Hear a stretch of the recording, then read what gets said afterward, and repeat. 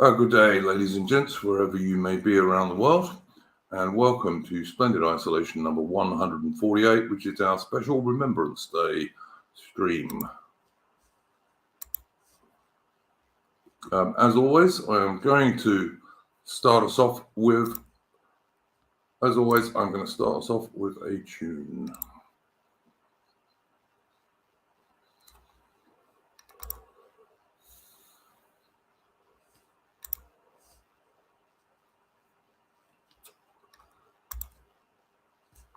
And all my sound. Excuse the boomerisms, guys. It wouldn't be an Iron Duke stream if I wasn't doing some boomerism somewhere. Okay.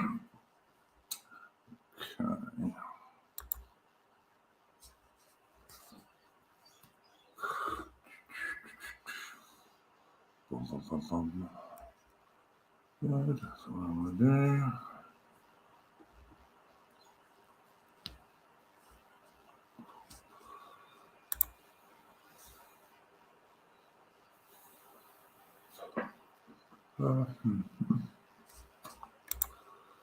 Why is this thing?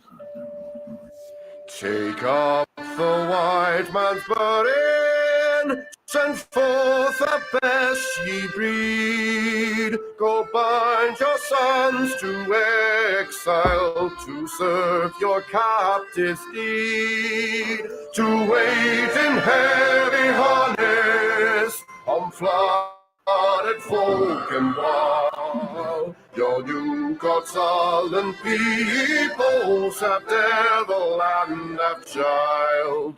Take up the white man's burden, in patience to abide, to veil the threats of terror and check the show of pride. By open speech and simple, 100 times made plain, to see another's profit and work another's gain.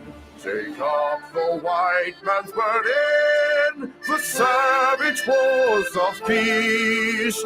Fill full the mouth of famine and bid the sickness cease. And when your goal is nearest, the end for others sought, what's love that Eden fondly bring all your hopes to God.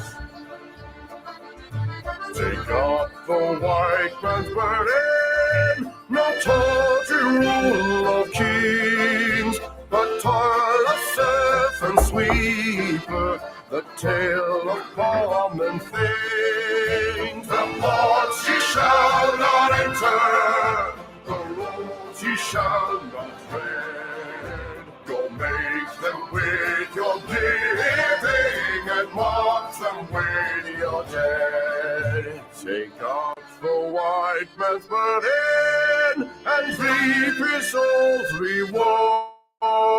The blame of those ye better, the hate of those ye guard, the cry of those ye humor, are slowly towards the light.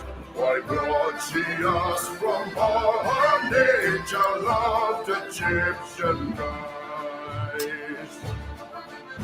Take up the white man's burden, ye dare not stoop to less, nor call too loud on freedom to cloak your weariness. By all ye cry or whisper, by all ye leave or do, the silent, sullen people shall wail gods and you. Take up the white man's burden, have done with childish days, the lightly proffered laurel, the easy young grudge praise. Come down to search your manhood through all of thankless years. No age with dear bought wisdom, the judgment of your peers. Take off the white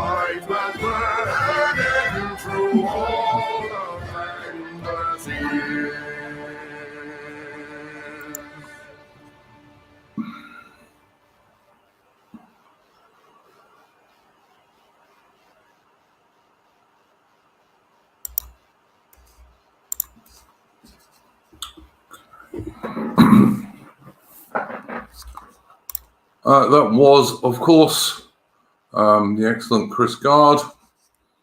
Please go and check out his channel if you like good traditional and more modern music. He's got an excellent YouTube channel. I'd like to say, obviously, good day to my guests, Mitch and Adaman. How are you going today, gentlemen? Yeah, I'm good. Mitch? Oh, hang on, Mitch might be getting himself a drink. Never mind. Yeah, I'm all right. Right. Oh, well done, Mitch. I was just sharing your stream on Twitter. So thank you, mate. Thank you. Nice to see Richard Ford in the chat. Good day, mate.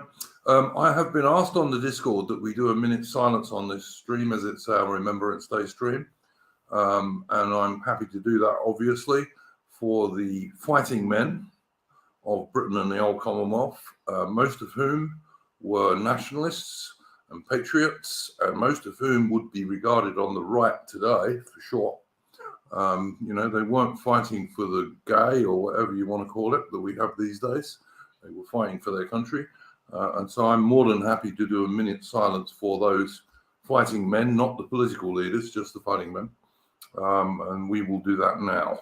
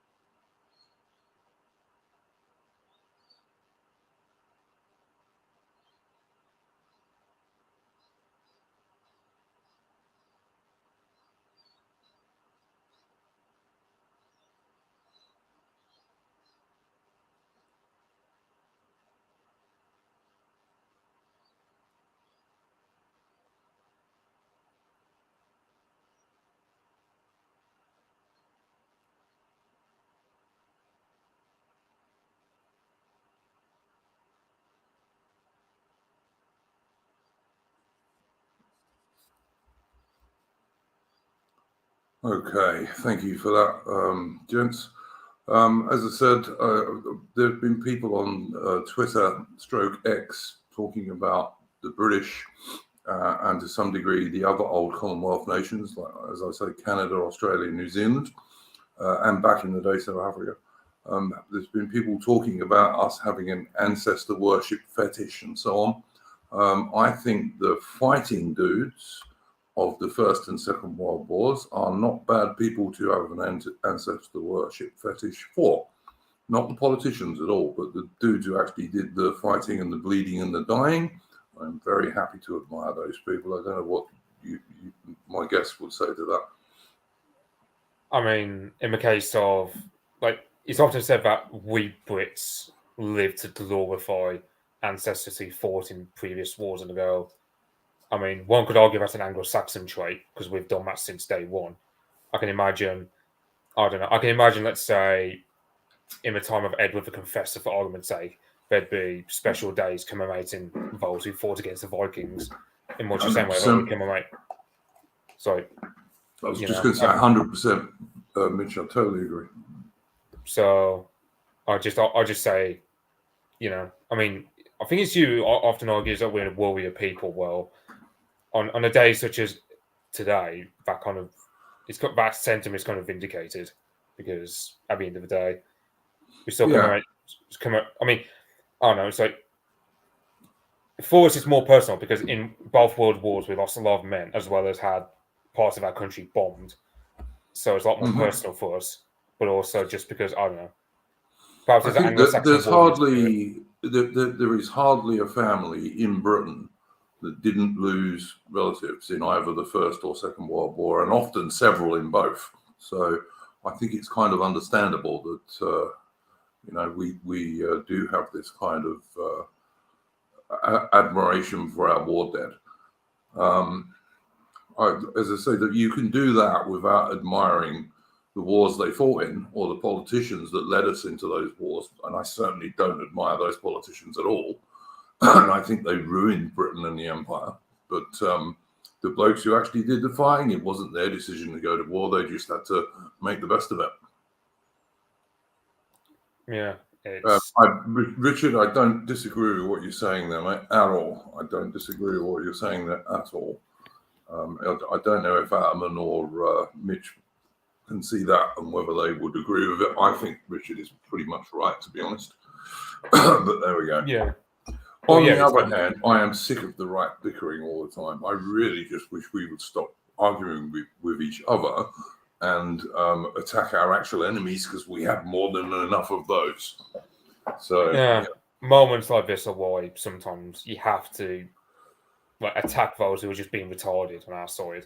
Yep. Like if I claim it, it's like I could come up with something retarded, but I wouldn't want someone to just go, "Oh well, we can't criticize Mitch because we don't want to look bad, or we don't want to look like we're infighting." It's just a matter of you can carry it too far, Mitch, for sure you can. But I mean, as I said, we just seem to expend so. When I say we, the dissident, right, in general terms, seems to expend so much energy arguing with each other rather than the people who are our real enemies. And for God's sake, there are so many of those. So, you know. Well, yeah, it's often like UKIP has said, like, you know, you get the people who went down to London earlier today to defend war memorials against the usual suspects. Like, they do so out of a sense of like loyalty and sense of group interest that we otherwise like. The only issue is poor leadership. But like, if we had decent leadership like Steve Laws leading a party or whatever, we'd be in a much better position than we are currently. Yeah. Well, I follow Steve Laws on Twitter for sure. But yeah, I don't disagree with that. I think it's a combination of bad leadership and often false leadership, which I will talk about in a bit. But it's also bad optics, bad optics. And I mean, I had AI on last week, and I think AI made a very good case why it wasn't a good idea to go. And of course, the mainstream media today have blown up what was actually a very small amount of bother with the cops into something much bigger than it really was. But the vast majority of people who were there to defend the memorials were extremely peaceful. And I watched live streams of people doing it. So, Yeah, but it doesn't matter how peaceful they were. They would have gathered, even if they'd had no footage to use, they would have just, I mean, I saw that they were having tweets up where they were claiming that people were like throwing bottles at them. There was no footage of that, so I'm kind of doubtful it happened. But even if whether it had or hadn't, they would have just said it anyway. But the thing I think you're right. Yeah. I mean, a lot of people say, it's a trap. There's nothing to be gained from it, and there is truth to that. Like, there's some people that have said, that a protest is kind of like a victory march of the regime. I think that's a phrase I've heard thrown around before, and it's not for us. Essentially, there's nothing really to be gained from it. The problem is that, like, there's a lot of defeatism that exists. You actually see it within the right quite a lot. You will see people that will say, all the time, oh, no one actually cares about this stuff. No one will actually show up and defend any of this stuff. So why even bother? Why even bother being here? Why even bother doing anything? And of course, then when people do actually show up and try in their own sort of slightly plebeian way to push back, the same people are then like, oh, this is stupid. Why do people do this? It's a bit, the protests in of themselves kind of crush defeatism, which is a good thing, even if there isn't much else good to get out of it. A show of force is often good. You can kind of, I know people like to talk about how like the elite are constantly doing like 4D chess. They can be quite easily scared quite a lot of the time by quite simple displays of pushback, public pushback. I'm not sure if this falls into that category, but there have been examples before where they have. That's a very interesting take, Adam. I mean, look, I was watching Base Welshman's stream, and I recommend Base Welshman to people in the chat. He does a lot of real life activism, and he will go along and film a lot of basically DR stuff on with his nice little dog, etc. And he was at that protest in London, and there was no violence during the live stream that I watched, none at all. And then, of course, eventually they found some little group they were able to do that to. And then the mainstream media went on about, oh, far right nonsense and bullshit. And of course, the trouble with that stuff is we're always on hiding to nothing, because, as you said, Adam, even if there wasn't any trouble, they'll make some up, you know? Yeah. But on the other hand, it's a head you lose, tails you lose situation, because if no one turns up, then of course that just gives our enemies even more thought that, okay, well, we really are winning this now, you know. So it is a difficult situation for sure. I mean, in some ways, I mean, Pood said in chat, still no word from Douglas Murray about the near 100 people he baited to getting themselves arrested. I mean, there's definitely an aspect to which this is kind of that there is kind of a trap at play here. I mean, I think it was 82 people that got arrested over one day, compared to over the last 4 weeks. You know, the opposite protests. I think 20 something people got arrested over 4 weeks, and that was including them. Yeah, and even just today, even just this afternoon, you know, the pro ragged protests were firing fireworks at the police, not like over their heads. In some instances, just firing them onto the steps where they were. No one arrested, of course. No, but, they were shown. There was a bunch of them shown wielding weapons, and of course they do the same. I mean, this is an instance in which I think we've been kind of vindicated. Not the right, but the Brits is that there was videos of them like carrying weapons around, like, you know, sticks and bits of wood and stuff like that, and they're essentially going around and finding, like, you know, lone groups of whites, like elderly couples or like, you know, two random guys, who they can then try and not necessarily beat up, but they're like threatening them and then sometimes attacking them, and it's like, you know, there's an extent to which when like a leftist points out and says, oh, you know, you know, look how many right-wing violent it's like, you should just own it and just go, yeah, we actually come out and fight for this stuff, as your people, you know, hide away and skulk around and attack people when they've got a clear numbers advantage. Oh yeah, always. I mean, that's generally the way these third world economic migrants behave, which is what most of them are. But I mean, Poods in the chat is saying there's no word from Douglas Murray about a near 100 people he baited into getting themselves arrested. Well, of course, Douglas Murray is busy in his beloved Israel rather than being at the cenotaph defending it, as he suggested other people should go and do. And I believe that Tommy Robinson, whilst he was there for a little while, eventually jumped in a black cab and disappeared somewhere. So, that was weird, wasn't it? How did he get a black cab in the middle of of that protest? Pre-booked, I'm guessing. Yeah. Pre-booked. Yeah. Must have been. Yeah, perhaps MI5 handler or something. Or Mossad. Yeah. Or maybe Ezra Levant or someone ordered it for him. But yeah. But, I mean, I think that Tommy Robinson has lost a great deal of credibility over this. When Richard Ford is saying it's actually good news only 100 people listen to Douglas Murray. Yeah, but I mean, it actually, like I said, I watched Base Welshman's live coverage of that stuff in London during the actual 11 o'clock stuff, you know, when they had the 2-minute silence. And there was actually very, very little violence, to be honest. I mean, there were quite a lot of chicks there. There were even kids as well. So, you know. Yeah. I mean, the funny thing is as well is like the numbers have definitely reduced. Like you look at the sort of draw that Tommy Robinson could get, you know, a few years back, and then you compare it to the sort of draw that he can conjure up now. He doesn't seem to be able to get the people out the way he used to. No. And he does still seem to. I don't know, because it's like on one hand that would kind of indicate that people are like less interested, but they're clearly not. So I'm not really quite sure if I think it is just because people can see what the police will do to you now. A lot more than, let's say, because when the EDL used to show up places, they used to show up on their buses and they'd been drinking beforehand and they were quite rowdy and they used to cause a lot of jip. They could largely go around unmolested by the police, untouched.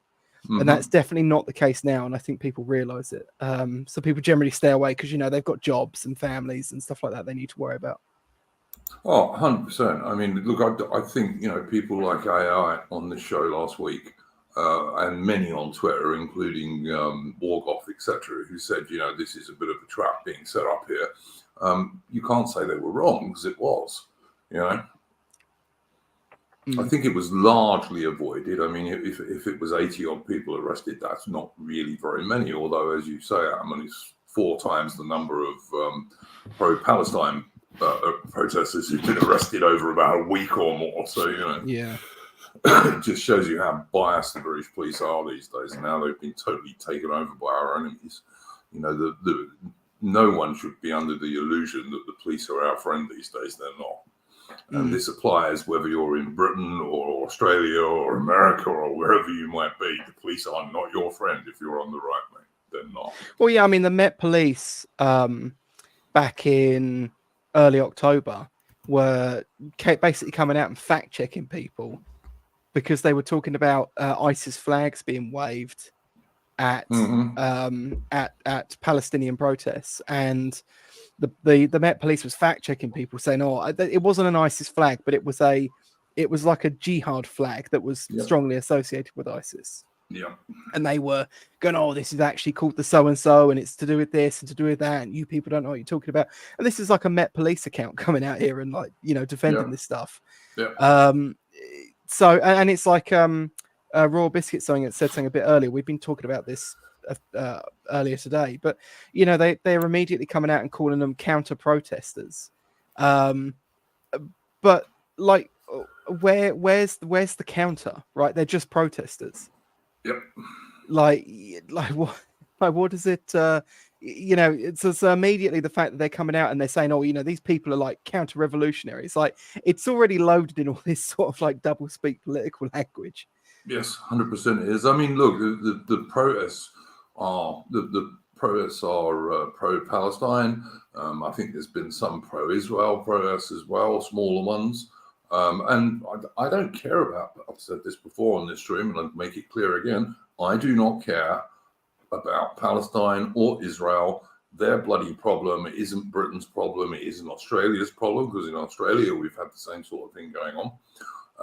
It's not our problem. It's a Middle Eastern problem. They should go and sort it out. I'm entirely neutral. I don't care who wins out of Palestine and Israel.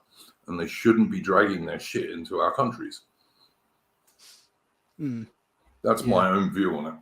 Yeah, clear them out, send them back. Yeah, there was a video actually of like an older couple who got accosted in Victoria train station because one of them had like a pin on that these supposedly Palestinian protesters sort of zeroed in on being patriotic. And like there's this woman in the back sobbing, who like the woman, like the lady of the couple, just sobbing, like saying, "I just want to go home." They're just trying to get out of the train station and get out of London. And you're just sitting there and you're thinking, like, that could be, your mother or your, any older woman in your life. It could be your granny. Absolutely right. And it is disgusting. I don't want to share a country with these people anymore. Yeah, I totally agree. I'm totally in favour of clear them out, mate. I mean, Bowden said it best: clear them out, all of them. It's the only way, actually, ultimately, in my opinion. But yeah, I mean, why shouldn't an old British couple be able to proceed through London on their lawful business? Yeah, it's supposed to be the capital city of Britain. I mean, admittedly, you'd never believe it if you walk through the damn place, because white Anglo-Celtic people are very much a minority there. But that's our political leadership, Yeah. But what can you do? Mitch, anything you want to say about this stuff? I know you were saying, like, just before the stream started, that you had a uncle, I believe you said, who was killed in the Korean War. And, of course, the Armistice Day Remembrance Day ceremonies are for all British soldiers who have died since 1914 up until today. So, it's not just the World War II and the World War I dudes. Yeah, no, I had a great uncle who got killed in the Korean War. I don't exactly know what battle or what unit he was in, but yeah, it's just at like my local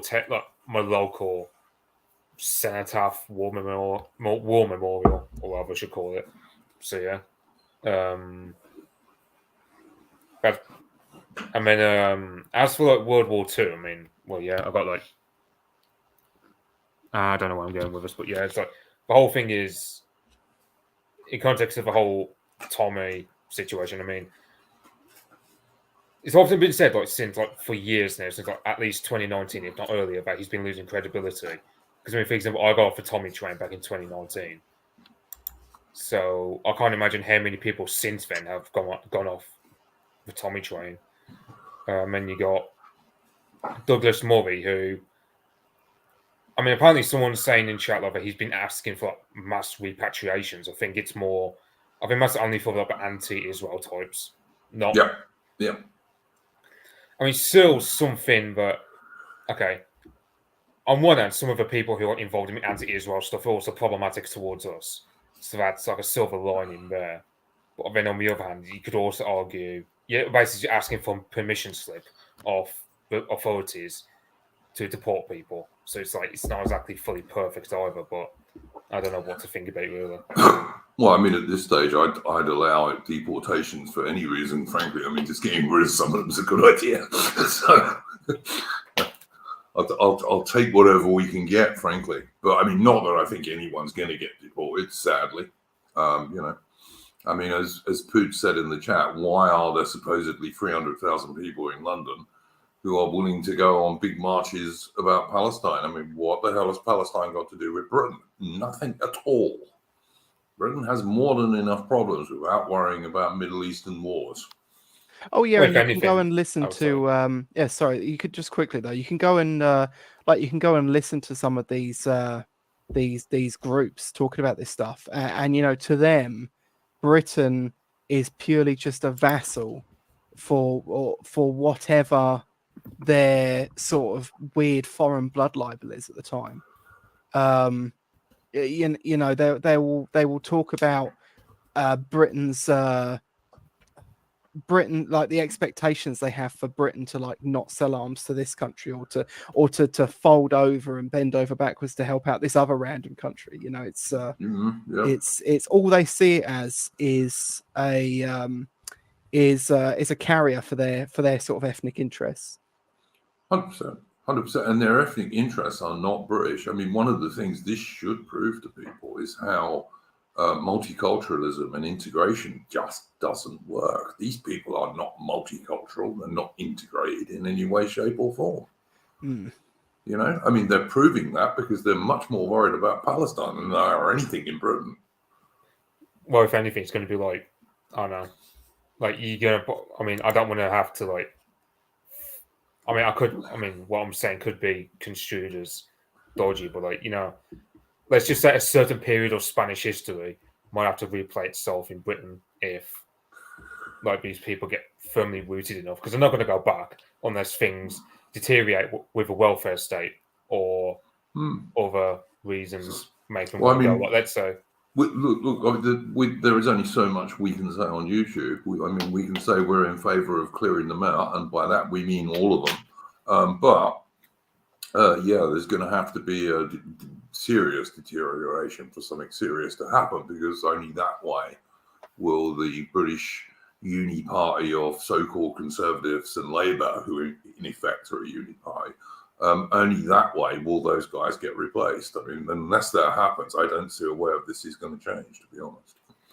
It's like in the case of some of the Muslims, I've heard like they keep gobbling off on Twitter about how they're feeling persuaded to just bugger off back to where they came from, and I'm just thinking they keep going off about how they want to go back to Pakistan because they say more hostility towards migrants in Britain or whatever. But somehow they never leave. Somehow they never leave. It's like dealing with bloody termites in America or whatever. The Gibbs are too much. The Gibbs are too much. over here. That's why they travel through various safe countries in Europe and still come across the channel on little boats, or much more often arrive legally, and then live off British welfare for most of the rest of their lives. So, you know. Yeah, it's like, I don't know, I think, but yeah, what? I can't remember if it was Britain or Ireland, where apparently, like, you get like gypsies who are on benefits. They get paid more on a monthly basis than something like the average binman or something like that. I can't remember if it's this country or Ireland where I heard that, because I don't know there's some like, I don't know, there's some story in Ireland recently about a gypsy on benefits who committed a crime or whatever. I can't remember the story, but they were getting paid more than the average binman. Would not surprise me. Would not surprise me. I mean, look at North Sea saying if you're on welfare or benefits, you should be prevented from sending money abroad. Now, I don't disagree with that, but I also think you shouldn't get any welfare or benefits until you've been in the country at least 10 years. You know, so you pay some tax. And if we did that, I think we'd get a hell of a lot less economic migrants. You know. Same with the National Health Service. Why should that be free to people who've just arrived? I'm not really sure if the economic incentives thing, though, would really stop them. I think it might slow it down, Adam, and put it that way. I think less people would come if they thought they got here and they got no benefits and they didn't even get totally free health service unless it was an emergency. If they thought that, I think less people would arrive and more of them would maybe think about staying in France. Richard Ford, I'm totally in agreement with what you're saying there, only 10 years. I'm trying to think of a practical way we could slow down the inflow. And no, I'm not, Sivnat, mate. I'm not. You're totally wrong about that. Really, if I can't say my real views on this channel because it would get this channel banned. So there we go. But I am in favour of Bowden's saying clear them out. But I mean, I don't know. A lot has been made about the economic arguments, but even in places where they have a lot less economic incentives, like you know, people say about the boats, right? The ones coming over illegally, right? Which is a small percentage of overall immigration. 100%. But yeah, but it's not insignificant. But you know, those people will literally come over here. They'll get rejected for asylum in rare cases, like 1 in 5.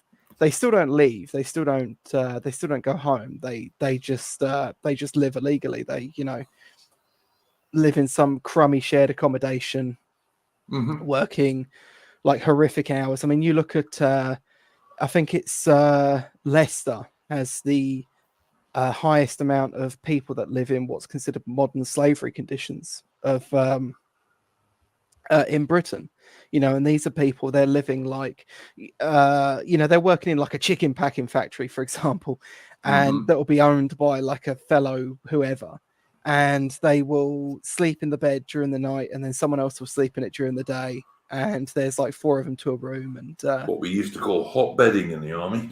Yeah, and you know, and they'll still do that. They'll still do that. Even though, and part of it is also that they kind of, some of them kind of see it as a form of like conquest. Obviously it's weak conquest. It's pretty lame by actual historical standards, but they see it as like an expansion of their community and their culture abroad. They see it as like brothers in this together, and you know, they kind of go through with it. And then in some instances it is also just because they can earn more here than they can wherever they came from. For sure. Even working in a job. For sure. They can send money home as well, often. Yeah. But Simple Pirate is saying we don't have a Muslim issue in America. The Mexicans are the problem here. We'll be speaking Spanish in 100 years. Yeah. I think it's going to be less than that, Simple Pirate, in many parts of the US, I've got to tell you. I think it'll be less than 100 years, mate. I don't think it's going to be like that in America. I think all the Hispanics will just have to learn English, because one of the main reasons why America's so successful in homogenizing the world is because English is the main language of the world, like for international communication. If it switches to Spanish, it just takes a lot of adjustment for. Well, you're the you're game. you're the lingo expert on this channel, Mitch. But I have to say, like in America, even today, in places like Florida and California and even Texas, there are Spanish language TV channels and stuff already. So Well, it's like you can get I don't know, you can get, for example, Pakistanis who will access Pakistani. I don't know what language of Pakistan is called, but they access channels from that country over here, which is why you'll find plenty of like Pakistanis in the West Midlands who do not speak a single word of English, despite being for here for like sure. 30 years or Yep, whatever. for sure. Actually, funnily enough, I was talking to an American lady about this last week, and she came across a Pakistani or somebody like that in her little town in America, and she literally couldn't understand what the dude was trying to tell because he was working in a store somewhere. But yeah, it's an issue for sure. It is an issue. Richard Ford is saying the Israeli conflict should demonstrate that we can literally do the most extreme things you can imagine. As long as we run a bullshit propaganda campaign, no one will care. Richard, I wish that was true, but I think it depends who runs that bullshit propaganda campaign. To be honest, I don't even think you need the propaganda campaign. I mean, like you listen to like leftists here in the UK, and they'll always give you some spiel, some utter bullshit, where they'll say like, "We can't do this or we can't do that because it would make us an embarrassment on the world stage," and it will be to do with immigration, let's say.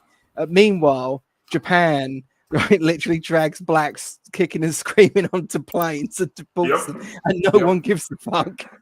But you see, the thing about that, though, Adam, is that the Japanese media is entirely on the government side.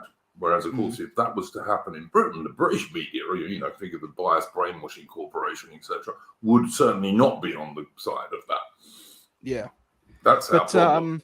But I think the fact that our current leadership constantly feels that they need to run some sort of gay propaganda program kind of speaks to the fact that they are kind of quite cowardly.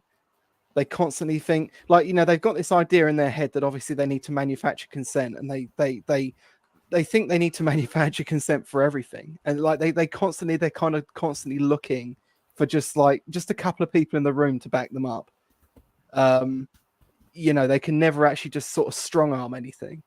No, and they have the power to do it, but they don't do it as often as they could absolutely get away with. What do we think of Suella Braverman? See, my thing is Suella Braverman isn't British herself, so talking about what she would like to do with illegal immigrants doesn't cut much ice to me, because she's not British either, to be honest. And I feel that all she's doing at the moment is trying to position herself for the inevitable so-called, in air quotes, conservative leadership contest after they lose the next general election. I don't know what Adam and Mitch you think about her, but that's my opinion of her anyway. She did run at the last election, the last leadership election. She did, yes, she did, yes. She didn't do very well though. No. And I don't know. I think the Tory base is kind of unconvinced by it. I don't know. They can sometimes surprise me though. So in sort of how easily they can. The problem is that the Tory base particularly is really bad for getting swept up in sort of like bursts of energy for like really random lame candidates who everyone knew were shit 5 minutes earlier, but now suddenly they're based and cool and one of the good guys. Well, it was like the woman who was leader for like 3 weeks or whatever it was before they replaced her. Yeah, with Sunak, who not even the Tory membership voted for. No one voted for Sunak. Well, I mean that's the thing. In. The only thing you can actually rely on the Tory base to do, other than occasionally be Tories, is actually be racist, which is obviously a good thing. But like that will probably be the only reason she won't get in, is because they won't vote for a brown person, most probably. I hope so. Well, surely after Sunak, they will need a white leader at least. One would hope, but although I don't see a good one, I've got to say I don't see who's going to be any good. And I remain convinced that the Conservatives and Labour are a uni party, basically, in the same way that the mainstream Republicans and the Democrats are in America, or the Liberals and the Labour Party in Australia. They're all a uni party, basically. Tiny little differences between them, really. Yeah. So I don't know, Mitch. What do you think? You got any views on Braverman? She's brown. Or that Accurate. That's pretty much my own view, to be honest with you. 555 he's talking about the Pakistani in a kilt who runs Scotland these days. Tories are calling for her resignation in cahoots with the Islamic leaders of Scotland and London. Yeah, of course. Mustn't forget good old Sadiq babes. Yeah. I don't know. I someone earlier was asking, would academic agent be allowed to stay in an FNO state? I would let him stay, but I mean, I'm going to be running an FNO state, so who knows? But I would let him stay for sure because he identifies as British. He's annoying. He does talk about Iran a lot. Maybe we'd have to do the football test on him. Maybe. I mean, I think you said once, Adam, that he used to come across as a bit anti-English once, but that was mostly Welsh, which I think was probably true back in the day, for sure.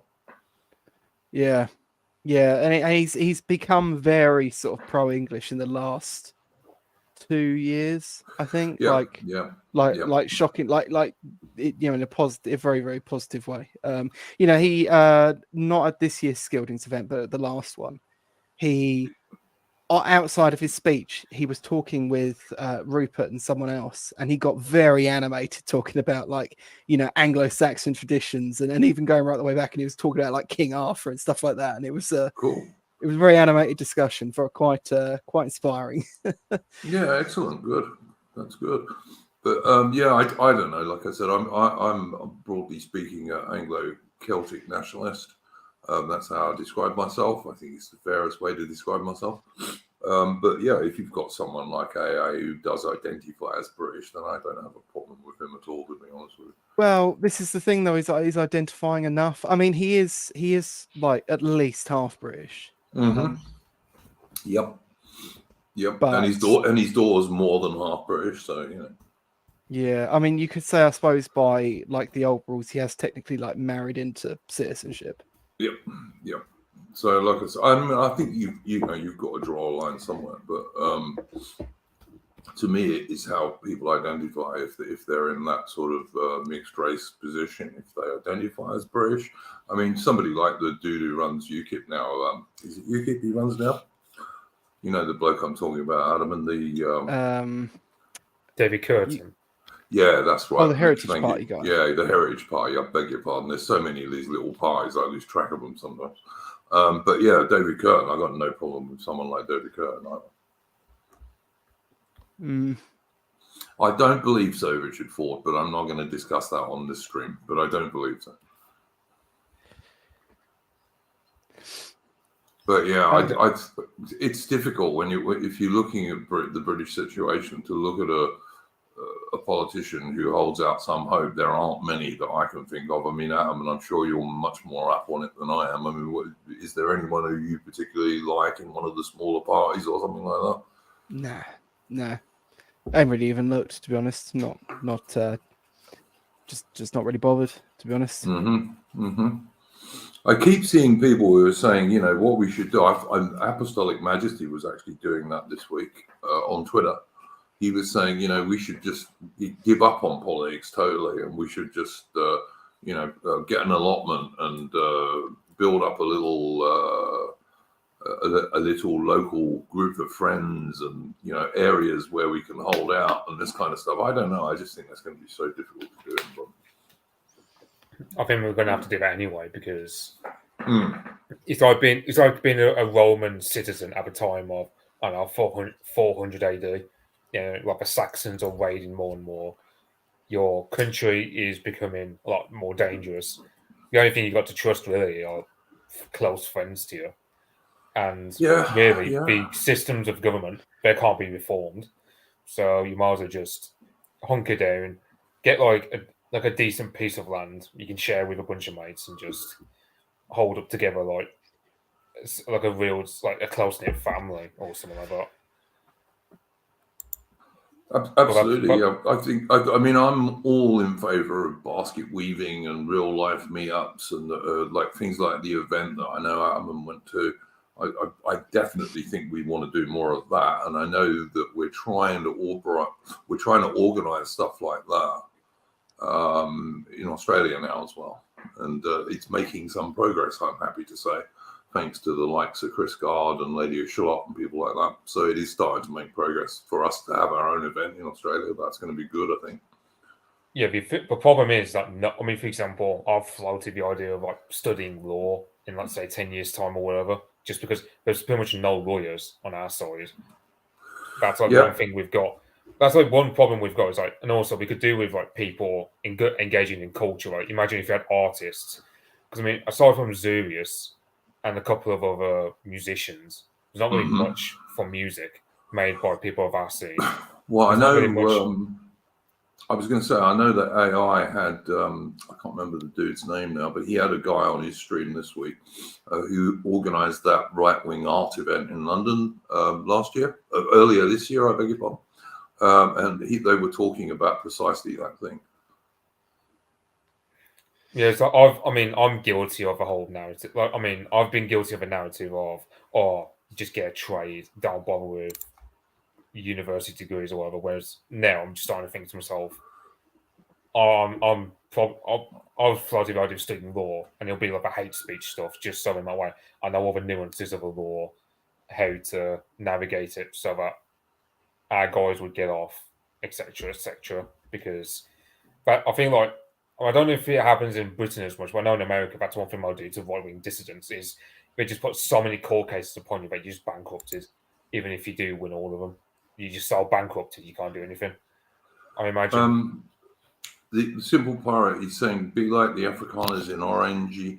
Also, what's that other place in Africa? What's the other Afrikaans town called? Orania, yeah.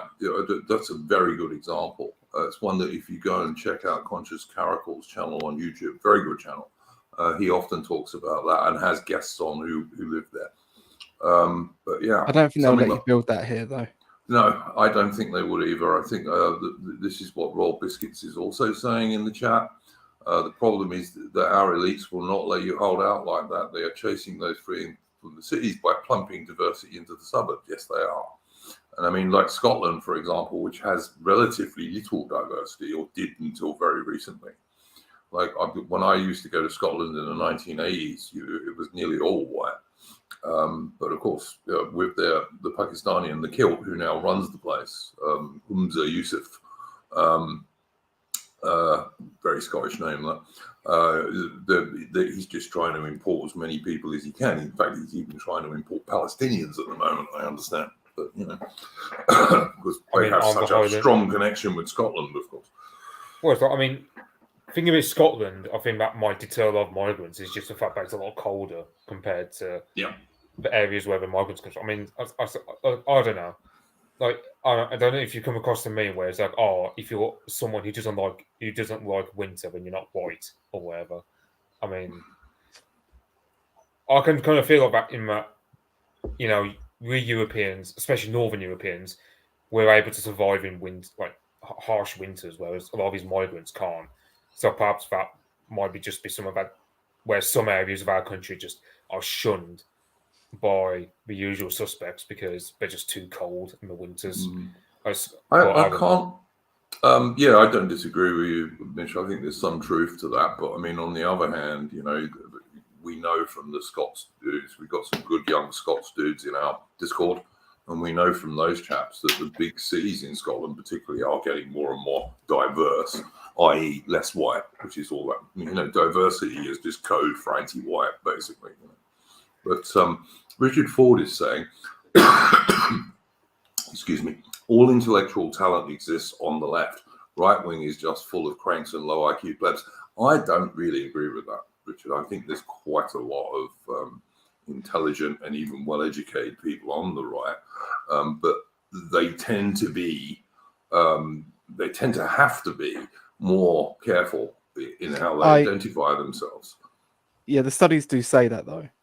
The problem is it's like they have, like the left has all the midwits, don't they? Yeah, exactly. which are, but they are above average IQ, right? They're just, you know. Yeah. So they you know, they do, like, on averages, on balance, you know, and the right, because of the spaces it inhibits, and because of the things it does, it kind of creates a system in which, you know, the cranks sort of rise to the top too often. I don't think that's as true as it maybe was a couple of years ago, but it's been a big problem for a long time. Yeah. I see what I do see what Richard is saying, but I see what you're saying, Alan. But I do think that it's also true that people on the right who are better educated and maybe have a better position in society, we have to be much more careful about identifying ourselves, because unlike the left, we could be attacked and we can lose our jobs and all sorts of other things, which will never happen to someone on the left, sadly. I think that's the main point. Richard, I'm trying to explain this to you, mate. I can only try and explain it to you. That's why so many people on the right are anonymous, is because of this, I think, anyway. I mean, I don't fear it. I haven't got a camera or a good mic set up. I keep planning to restart my channel as soon as I get a webcam and a proper, like a microphone on an arm, a good quality one. I will, and I've checked, because I need to get a new desk actually.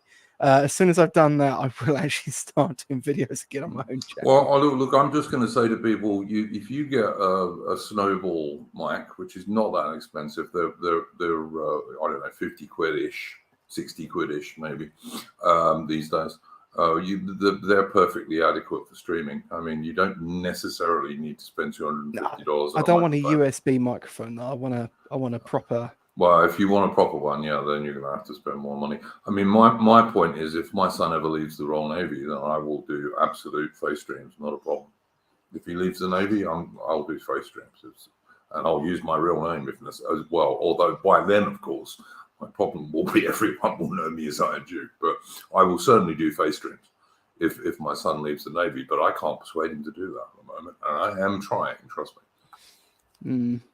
But you know, and the thing is, though, the worry is real, because I mean, we were talking about AA earlier. I mean, AA lost his job. Yes, he did. Yeah, he did. At a university. Even Anglo Nile, who we've both streamed with a while back. Yes. He lost his job back in the day. You know, it actually happens. You know, quite a lot, and to an extent, people just need to. First off, probably be a bit cleaner about what it is they're saying, which, you know, I'm included in that too, or get themselves into a position where they're mostly safe. But then the problem is, if you're pursuing, like you were saying earlier about like, how do people get away from this stuff, or who should people vote for? Like obviously victory isn't through the ballot box, but all you need to do is literally build like a shadow elite, right? you need to be having like academics, and the problem is, if you're going to have those people and they want to have any online output, they kind of need to have some sort of alias, some sort of pen name. It's all right for me to sit here and say, well, you know, I'm not scared. I haven't really got much to lose, because my employers do know what I think about things, and I'm not in a particularly customer facing business anyway, nor do I have any sort of personal things that tie me to where I work anyway. So I'm actually quite safe from this stuff compared to many people. Yeah, look, I'm in exactly the same position, Adam, and in fact even more so. Like I can't get the sack because I'm semi-retired anyway, but my son is the spit of me, mate, so I'm not going to do it, because my son is in a fairly small organization. He wouldn't be that hard to find, you know. So that's my point. But if he leaves the Navy, sure, no problem. Raw Biscuits is telling you, Adam, and he has a microphone he'll send you. So you two will have to Yeah, get I in think I touch. know what it is. So I probably don't want it. But thanks for the offer. All right, there you go. Thanks, but no thanks. There you go. But as I said, I think Richard Richard's in a happy position that he can do face stuff if he wants to, and I know he has, and he does, and that's good. But I don't think everyone on the right can do that. And we watched this stuff today where you get 80 odd patriotic white Brits get arrested for a very peaceful demo, basically, when these Palestinian people have been doing this shit all over London for a week or more, and only 20 of them have been arrested, even when they're firing fireworks directly at the cops. It's not a fair playing field, it's not. Mm. And Richard is saying he's got more to lose than all of you people. Well, that's a matter of opinion, Richard. The thing is, though, I mean, like AA didn't lose his job by calling anyone the N word on Twitter. So, No. It's just one of those things. I mean, there is kind of a weird dichotomy between, like, you had what was it? You had like Keith Woods and you call them like the face faggers, I suppose, who all were quite big on how people need to drop the anonymity thing, and I kind of get their arguments, but I heard that one of them like doxed someone because they wouldn't like drop the anonymity, which just sounds really lame. Sounds like our enemies. Yeah, it does a little bit. I'm not really sure what the motivations were behind that, but and then on the other side, you've got people that are like, no, you've got to protect your anonymity at all costs, and I don't know. Both of those are kind of funny positions. Like, Well, I mean, the truth of it is that none of us are really anonymous. I mean, if the likes of MI5 or what have you wanted to find out who someone was, they'd be able to do so very, very easily. So yeah, you're only maintaining your anonymity against people like Antifa and citizen like activists and journalists and stuff like that. But the thing is as well, it's like some people will say, oh, you should go full, martyrdom essentially, and it's like on one hand, like the term people associate the term martyr with like getting killed, and that's not actually what it is. As someone who loses their job or someone who goes to prison is still a bit of a martyr, but that's not how people see it in the public eye. What you're going to do is you're going to lose your job, lose your source of income. You're going to end up probably quite reasonably impoverished and for no real gain, because everyone would have forgotten about you in 10 minutes anyway. So yeah, exactly. I mean, look, we've seen people being cancelled for very little, and we've seen very high profile people being cancelled for very little. So to me, you gotta weigh the risks and advantages. And if all three of us here today were doing face streams, would we gain anything by doing that? I don't see what we would gain, to be honest with you, and we might lose by it in various ways. So that's my view on it, and as a father, I've got a responsibility to my son, so that's why I don't face stream and don't use my real name. Although my friends know my real name, but yeah. We are not doxing anyone in this stream, by the way, guys in the chat. All right, I'm not interested in that. Please don't dox anyone in this stream. Whether I totally agree with them or not, we do not dox people on this stream. So please don't do it. I'm not in favor of that. That's a lefty move, and we ain't lefties. So there you go. I mean, I'll happily dox lefties, to be honest. Yeah, no, I'll dox if it came to anything. Yeah, but of course, that's kind of half the issue. Is you could go out and you could dox some, a literal leftist terrorist, and literally nothing would happen out of it. Yep, and nothing would happen to them at all. And in that instance, what does it cost you? If you're doxing one of your enemies, well, nothing. But if it's you risking your income and your way of life for absolutely no chance at victory when you're still, 100 meters shy of the finish line. It's kind of a bit of a pointless exercise. We have, I mean, look, we've got to recognise that no one on the right, on the real right, has any power whatsoever at the moment in any country, as far as I can work out, any Anglo country, Anglosphere country. Not one person on the real right has any power whatsoever at the moment. We are a long way from getting anywhere. So why should we sacrifice ourselves when we're not going to win just by doing that? If I thought that all of us guys going on and showing our faces and using our real names would actually change anything, I would be in favour of it. But we all know that it won't. I mean, it is quite a powerful thing, but the problem is, of course, is that there are some costs to it, and you have to kind of weigh that up for you, personally.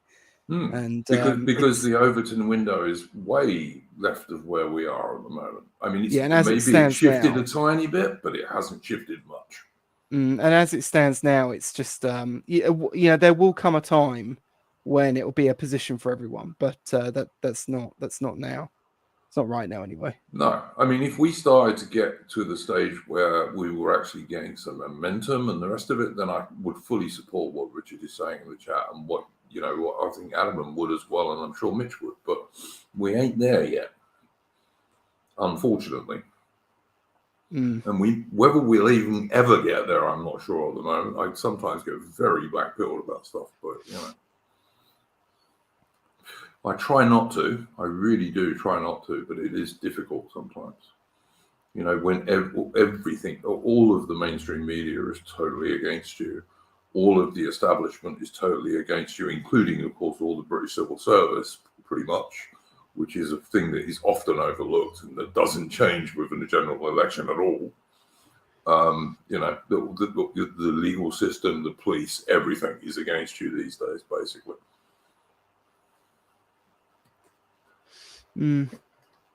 So I don't know.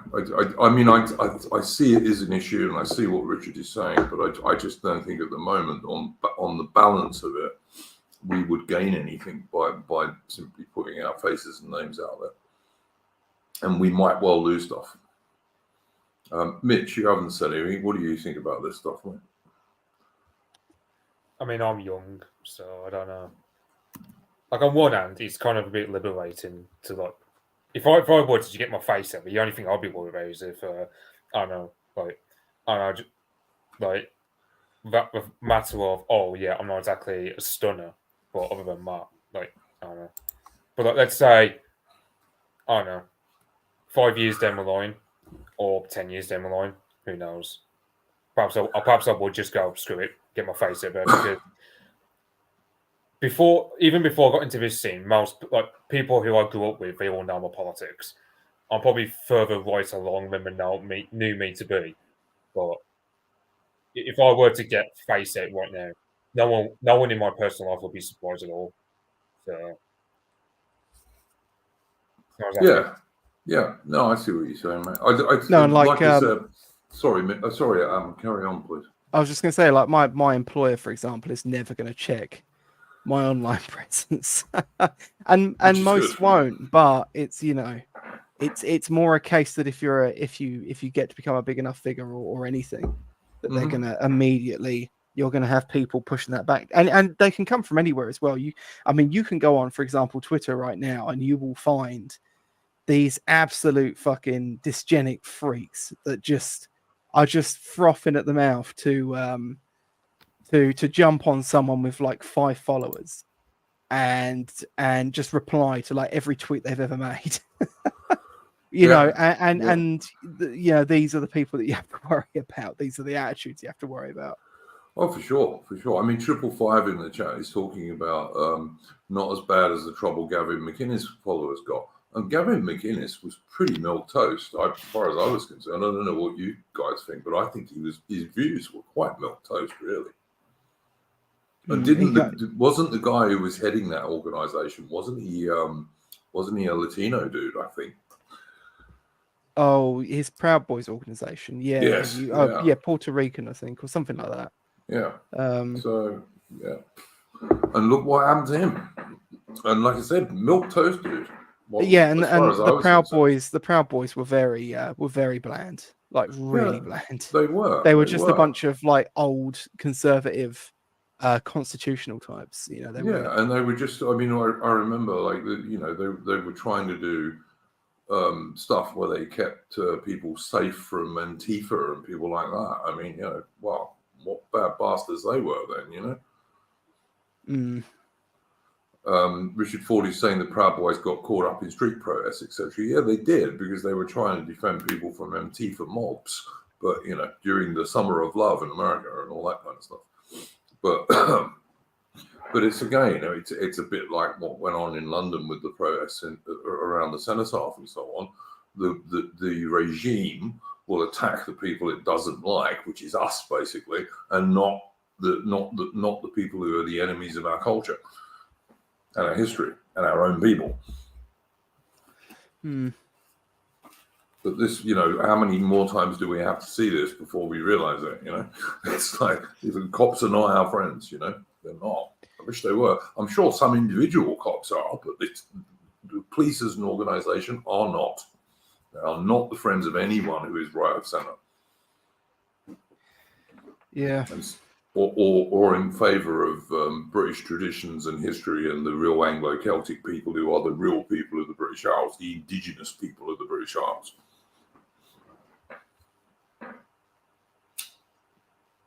So, there's that. Sauron makes a good point. All it needs is an accusation or some complaint to the Karens in the HR. It happens to me. I unwisely commented on something on Facebook and got into HR shit.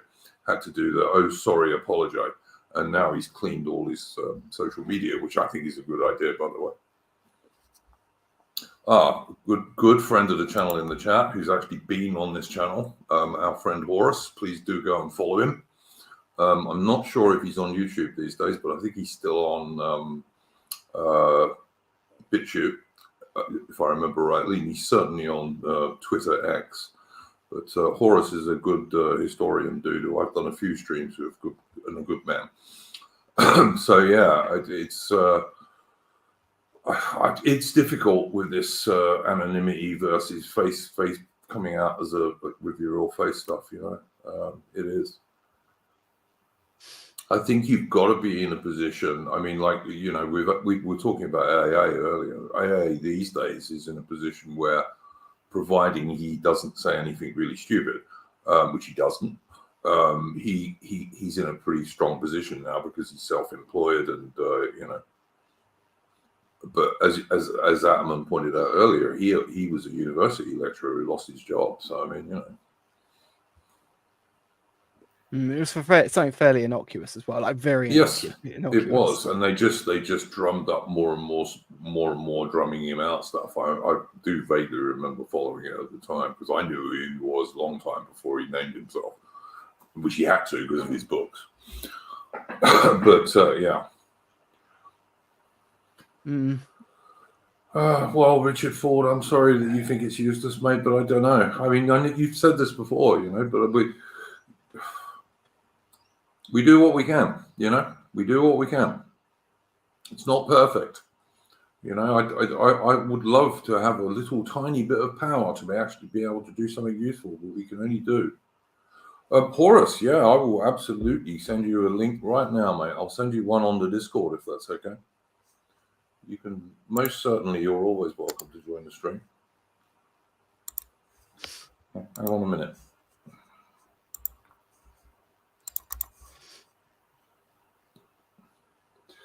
It will eventually load. Okay. So what's the idea on this claim that Farage made, which I don't think he had at all go through with, where he said he was going to run for Tory party leader in 2026 or whenever it was? I wish I'd like him to do it, but will he, do you think? I don't know. I don't think so. He kind of said it and then he kind of immediately backed down on it. So I have my doubts. I don't know. I don't know. I don't even know where he's really at the moment. it kind of seemed for a long time like he was totally broke and he was just taking up gigs on the outskirts rather than doing anything overtly political. The only thing I've seen that I know he's going to do is that there's a dude on Twitter who is a South African dude who supports Cape independence, breaking away from South Africa. Yeah. Because the Cape's got there's a lot of white people in the Cape. There's also the coloured people who more or less align with them more than the Africans. And he supports this, and apparently Farage is going to be doing an interview about that stuff shortly. That's about the only thing I've seen he was going to do recently, which is pretty based of him, to be honest. I'm glad Farage is going to do that. Horace, good day, mate. How are you going? Good evening. How are you all doing?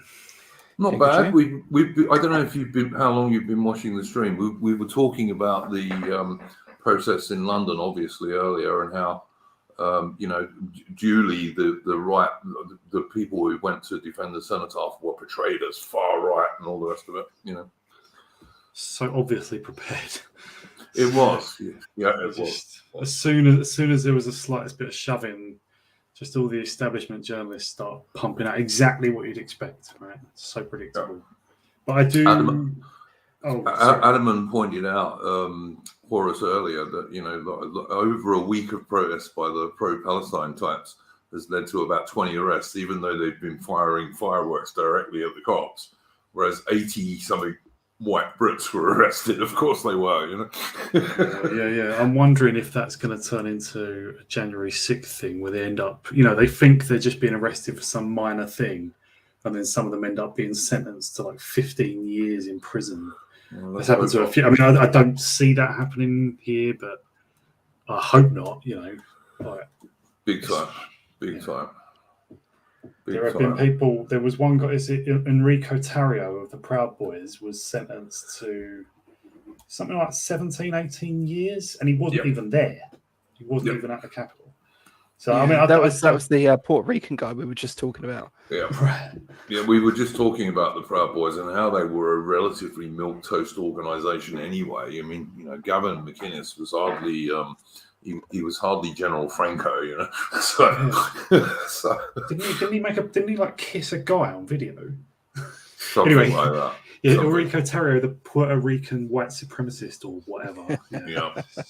Ludicrous. 555 is saying he got 22 years, which is disgusting. I mean, that's just disgusting. It's tyranny. It's not justice at all in any way, shape, or form. So I doubt they could get away with that here. But they could make him suffer still. I mean, 2 years in prison is no joke, is it? No. And particularly when you're going to be stuffed in a prison full of Islamic supremacists somewhere, Which is not really funny, but it's true. But yeah, I know for sure. We were just talking, Horace, before you came on, we were talking about Farage apparently having some plans to run as Tory leader in 2026. I don't know if that's true, but Adam was talking about this. Isn't this Gamergate 3.0? No, Gamergate 4.0.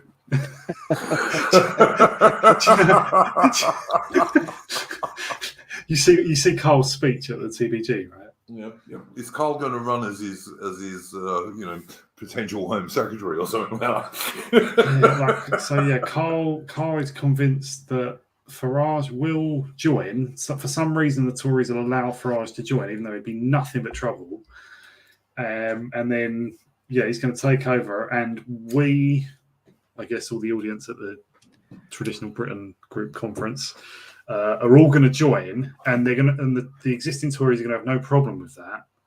And they're just going to let us take over. And like Farage will become leader, and they'll just say, "Yeah, you guys are all right. You're all my ministers or whatever." And bosh, Carl's Home Secretary or whatever. I mean, the kind of particularly funny thing about that is that Sargon went to the TBG conference to give it, and TBG members are literally banned from being Tory members anyway. Oh my God, really? Yeah, I mean, I don't know why I'm surprised. Oh dear. I was talking to AI about this last week, and AI was a former Conservative Party member, and he said it's just so hard to infiltrate them. It's really. I mean, I was a Tory Party member. The amount of mechanisms they have and it's not even just at like the national leadership level. They have mechanisms at like local party level to stop people from getting into even really minor positions. They're very they're ironically very elitist on the inside. And there's a reason so many black and brown people and women, of course, are parachuted into the position as the Tory candidate. You know, Yeah, and they are Cameron's parachuted A-listers. into them. Yeah. The Carl definitely doesn't get what's going on, because he said, look at what happened with the Labour Party. I think he was referring to Corbyn. Now that was quite an impressive thing. That was like genuine ideologues taking over what had been a sort of centrist party, centre leftish or whatever. But you know, I mean, obviously they're actually very left wing. But yeah, like that was because Ed Miliband changed the rules, and that enabled Corbyn's there. Once Keir Starmer took the party back, I think they changed the rules back. So that's not even possible in Labour, and Labour is definitely more democratic than the Tories. The Tories didn't even used to have leadership elections. They just used to say, and this guy has emerged, and everyone else has stood down, and that was how it worked. It was just totally backroom. Yep.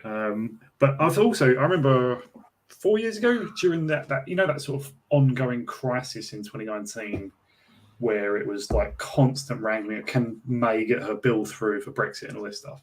And it was like, it was quite an exciting time in a way, or annoying as well. But during that time, Dominic Grieve was one of the most just blatantly treasonous Tory MPs, just going to the EU and just negotiating with foreign leaders about how to stop Britain getting its sovereignty back. And his members, local Tories in his seat, wherever it is, somewhere down southwest, they tried to get rid of him, and they had a vote and they won. So that branch censured, or whatever the term is, Dominic Grieve, right? So as they saw it, he's no longer their candidate. And Tory Central Office just went, no, he is still your candidate. And that's that. The Central Office just rules the party. It's as simple as that. If you can take that over, you can take it over, but you can't take that over, so you can't. It's not open to take over. It's not open to entryism whatsoever. And they know that the real right hate them and want to take them over. They know that they're fakes. Yep. No, I do see what you're saying, Horace. Welcome, AI. We've mentioned you several times on this stream because you were so right what you were saying last week about what was going to happen at those protests in London. How are you going, mate? I'm really good. So unfortunately, I cannot stay for long. I may be about just a few minutes, but because I'm actually making my way home now, and I've been quite busy day of work. But I thought I'd just come on, not to gloat or anything, but to say I told you so. Yeah. Well, I just playbook. I mean, the thing is, it's not even an amazing revelation or anything. The playbook that they've pulled is the same one countless times. We saw it at Charlottesville. We saw it with BLM back in 2020 with the protests and counter protests in London. I mean, they've pulled this stunt so many times, and as I say, for the next few days, you're going to see coverage of far right extremism. You're going to see a lot of political capital going towards the far right hooligans and thugs. And nothing else is going to change. I do want to wish everybody happy. I was going to say wish everyone that today they had a good sort of armistice day, and I met a couple of veterans today, and at our local memorial. So it was all good. I mean, apart from that, I don't really know what else to add. I mean, it's actually what's shocking. Everything that I think I said last week has sort of it sort of played out during the day, and I believe that I wasn't following it at all today because I've just been too busy with other things. But I heard that Tommy Robinson fled in a taxi when it all kicked off. Yes, he did. And of course, Douglas Murray was in his beloved Israel all the time anyway, so he certainly wasn't there. But on the other hand, as I said at the start of the stream, AI, which you may not have heard, I was actually watching it live because Base Welshman was there, who's got a good channel on YouTube that I advise people to follow, who often does live streams from, things like this. And actually, it was extremely peaceful for the most part. That little bit of trouble was just that little bit of trouble, and it wasn't much. And most of the people there, like, there were loads of chicks there were loads of women there were loads of children even. And they were just ordinary British people, and most of them were not doing that. Is that his channel is just called, based on YouTube, it's called Base Welshman? Base Welshman, yeah, he's a nice dude, and he's got a really nice little dog as well, which makes me like him because I'm pro dog, as everyone knows. So Duke, what the ordinary British people you referred to there, they're actually known as counter protesters. You mean people actually being British is counter protest? Yeah, exactly. British people walking around in London is a counter protest in their own capital city. Yeah, exactly. It's amazing, isn't it? Anyway, so I mean, I'm gonna have to head off now, but yeah. So I mean, that's all I have to say. I mean, as I say, I guess all those people, and I will call out, people like the Lotus Eaters and Carl. You just got to be better, because everybody who was involved with that on the day are going to be pretty much hunted down, and they end up going to be given criminal convictions. So.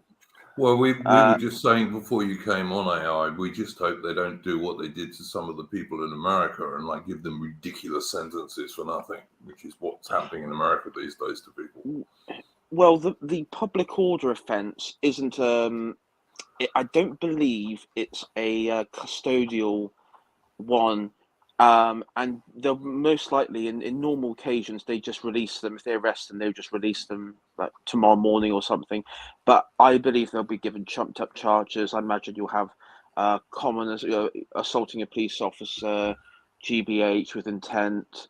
Affray is another one they could use. Like you say, trumped up charges. Yep, trumped up charges indeed.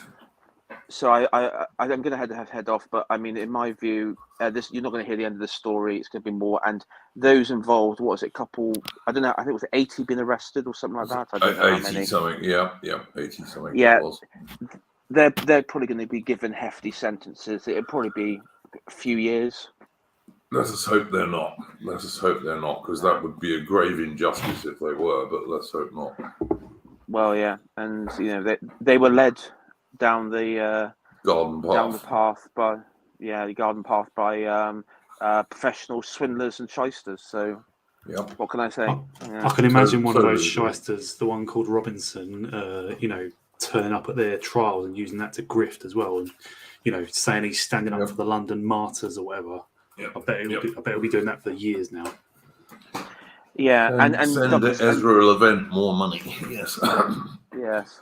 And Douglas Murray will, I don't know what he's done, but I bet you by tomorrow he'll chuck all those people under the bus and say that they were undesirables and as bad as the Palestinian lot, even though he helped whip up a lot of people who went there. So anyway, I mean, look, no worries. Thank you very much for joining us, mate. And hopefully you'll be a guest next week or whenever you're not so busy. I'll be definitely there next week. But all right, man. Yeah, no worries. See you all. Go well. Okay. I look. I mean, I don't know what to say about these guys. They are people like Morgoth, etc., were saying on Twitter all week that this was going to happen, and people just didn't listen. Well, to be fair, I think most of the people showing up for that don't have Twitter accounts. I think that they're on. That's probably true. Yeah. Like Facebook and WhatsApp and stuff like that. Yeah, that's true. I do think that people on the right, we need to learn for this. I mean, my instinct is that those dudes who were showing England for the English, I totally agree with them. Can't say I don't agree with them. It's just that I think that's some not going of to them get were you shouting English till death, which I thought was pretty based. Yeah, absolutely based, and I totally agree with them.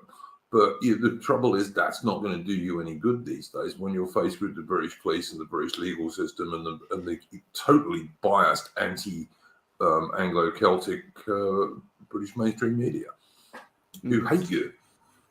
Yeah. Our friend History Bro was saying earlier, I mean, like, let's take one good thing from it. It is good to see Englishmen just chanting for their country and stuff, like showing some just really sort of basic, straightforward patriotism. That is 100%. quite encouraging to see. And they were quite brave up against the cops as well. I mean, maybe it was a mistake, but I like the bravery. I like the manliness of it. You know, it's somebody. Yeah, no, totally agree, mate. I mean, look, I think when push comes to shove, the ordinary, average Brits are still pretty base people. I've said this for a long time. I think they are. What they lack is good leadership at the moment. Yeah. And what they have is a kind of fake leadership. Yeah. So have you guys mentioned Mark Rowley tonight? No. The chief of the Met, is that the one? Yeah. No, we haven't. He is an arch enemy of all of us. Like he's been making speeches for years saying that, like, Tommy Robinson and Paul Golding and people like that are his main target. They're like the biggest problem, and he thinks it's disgraceful that they don't have a bigger proportion of the terrorism figures and stuff. Just saying that straight out. He also he was head of counter-terrorism police before head of the Met, and he was just as bad then. So, like, if anyone, like, because a lot of people will be blaming this on Sadiq Khan, right? Obviously, Sadiq Khan is definitely an enemy, definitely part of the problem, a big part, and he is Rowley's direct boss. I think Sadiq Khan kind of comes under the Home Office or whatever, or under the Greater London Authority, which maybe comes under the Home Office. But anyway, Mark Rowley is like a Stasi NKVD inquisitor. Like, he uses whatever position he has to go after native Brits and to terrorize us into just going out of existence, basically. He's such a rat. It's unbelievable. So even if Khan wasn't in charge of London, Rowley would have been doing his thing anyway. And I mean, Rowley's close friend and colleague of Sarah Khan, who's like Theresa May appointed her as basically like an anti-white inquisitor. What was it, like a terrorism czar? I don't know what her real title was. That's sort of like a mock title, but she was on that documentary that Hope Not Hate put out last year, about a year and a half ago. Well, Dispatches put out, but it's just written by Hope Not Hate, and she was on that. So she works directly with them. Mark Rowley works directly. I'm sure he works with Hope Not Hate as well, but it's still just one little coven of witches. Like, they all work together, and they obviously all the media, including the right-wing media, all quote Hope Not Hate as an authority. So, like, they're in with all the media, most politicians, and loads of state people. Like, of course, top cops. It's just disgusting. 100%. I mean, most of the cops have been through the common purpose globalist propaganda thing when they're younger officers. They all go through that shit, which is basically totally anti-Anglo-Celtic and anti-white. So, they all go through that. And I think Runnymede Trust gets to train them as well. Runnymede Trust is a very sinister organisation. Yep. Totally agree, mate. Totally agree. It's like between, like, because obviously, like, we don't have the ADL here, but we have like various other organisations that add up to the same thing. And like Hope Not Hate is one. Like Runnymede Trust. Hope Not Hate. Yeah. Institute of Race Relations is another one. There's loads. I mean, the Community Security Trust is another one. There's loads of them. Like, they all work to the same. It's really ironic, since there is virtually no white terrorism of any description. Certainly in Britain, there's none. And of course, even that Darren Osborne one was a bit dubious, wasn't it? Yeah, it was pretty made up as far as I could work out. But but I mean, I think Dostastic Draco in the chat. We're not people on this chat. Certainly, the people on this stream, we are not followers of Tommy Robinson or Douglas Murray. That is for sure. We're not. So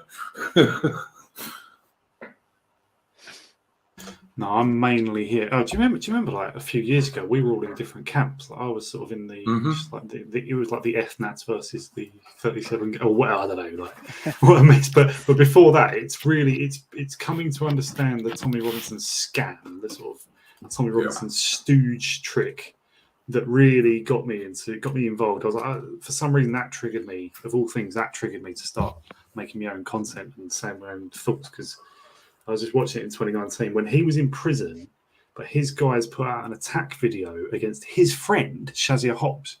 Yep.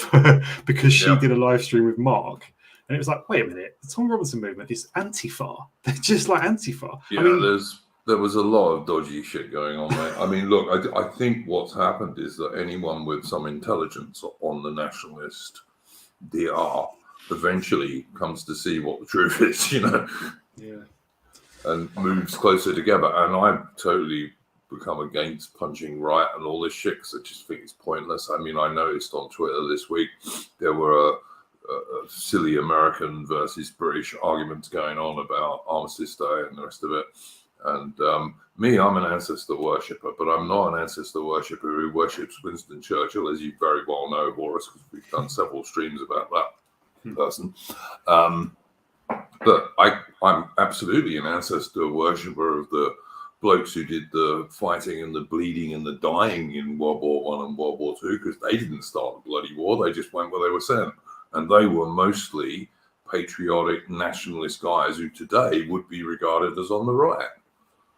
Yeah, I'd give a little credit to Peter Whittle because he's been saying some stupid things recently. But the other day he said yesterday he put out a video, just 5 minutes, just saying one thing you can do tomorrow if you don't want to get involved at London, just go to the war memorials in your own town. So that's what I did. That's what I did this afternoon. I didn't go at 11 o'clock. I was busy then, but I went this afternoon, and it was it's amazing. In my town has been ruined by immigration, right? This is horrible now. But the war memorial is more beautiful than ever. They've done it up and everything. It's gorgeous. Take all these, and it's a nice place to just. I just stood there and sort of said a prayer. It's beautiful. Perfectly I felt connected. I felt connected to the ancestors. I mean, it's not. My ancestors are buried in another town, I'm sure, but it's our people. Yeah. Well, I think the English and the British are a warlike people. We're not a militaristic people, but we are a warlike people, or we used to be anyway. Average dudes, whether it was in 1418 or 1939, 1945, they were not fighting for some globalist, gay, small hat conspiracy story. They weren't. They were fighting for their own countries, Yeah. I mean, like people say the English, they fight like lions. Well, you don't do that without real passion and feeling for your side, even if the war shouldn't have happened. That's why everyone admires soldiers. You admire soldiers in spite of the war sometimes.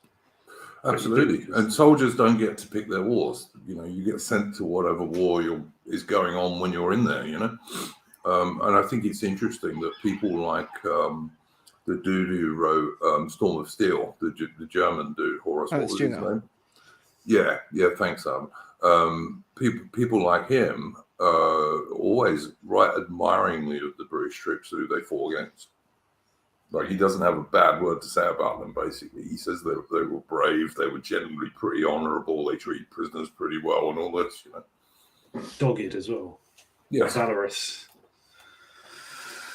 Yeah. But yeah, that's absolutely my position, what Victor Claros is saying in the chat here. Basically, you can disagree with the war, but you should respect the fallen. Yeah, and I totally disagree with World War One. I mean, the idea that Britain joined World War One in 1914, as you know, Horace, from our streams together, I think that was the original sin of Britain and the Empire.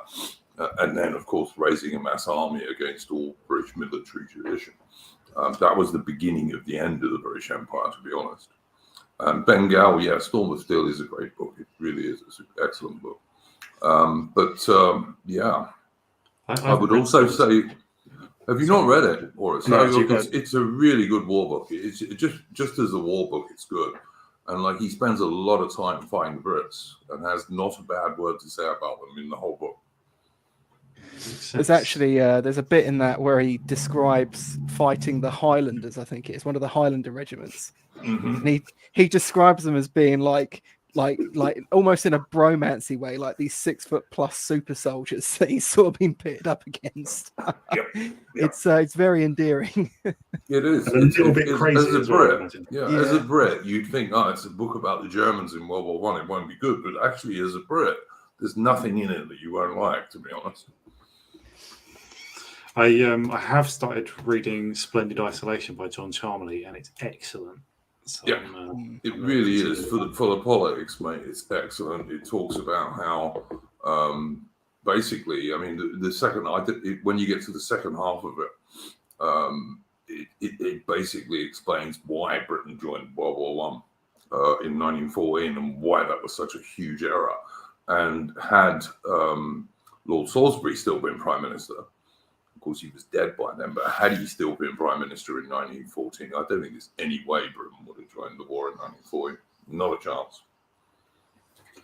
I am up to where Salisbury has just taken over, so I'm that far. So Disraeli's out, and yeah, You see, Salisbury. but people are talking about 6-foot super soldiers in the chat and all the rest of it, and Victor Claros again is correct. In the early 20th century, they were still trying to recruit Highlanders, mainly from the countryside population and not the cities. And back then, the people in the countryside were much better fed and tended to be taller than the guys in the cities. This is a fact. Were they eating more mutton? Well, they More would have got mutton. more. They would have got more meat. They could have used commons and stuff in order to get rabbits and stuff like that. And they were also getting more fresh vegetables. So they just ate better, basically. I mean, in this instance, I'm pretty sure they were standing on top of the trench, so it might be a matter of perspective. But still, he really bigs up his opposition at all times. In some pretty nice ways. I'm pretty sure he uses the word like strapping to describe lots of British troops that he ends up fighting. Yeah. Did he write? I assume he wrote it in German. I'd like to know what the German word for strapping is. Yeah. Well, Mitch might be able to tell us that because Mitch is our language expert. Mitch, do you know what the German word for strapping would be? Not from memory, no. I'll look it up for you in a minute. No worries, mate. No worries. Mitch, But I think I've seen your. Well, you've got a channel, haven't you, Mitch? I think I've seen your channel. No, I haven't got one. Oh, okay. Sorry, mixed up with someone else. I think there's another guy called Mitch. Yeah, Adam has got a channel, and AI I've got a channel, and I will put links to those in the description after the stream. And I obviously will let people plug anything they want to plug before we finish. On that note, by the way, guys, if anyone has a question for anyone on the panel here today, you can send us a super chat via Entropy, and there's a link at the top of the chat. All funds going to me getting a new computer. But anyway, Storm of Steel is an interesting book because, as I say, it's a German book, and he sings the praises of his German comrades. Of course he does. But when he's talking about the Brits in particular, he's extremely he's extremely pro the Brits. Basically, he doesn't have a bad word to say about them. So which I find is interesting, and also was pretty true of the First World War.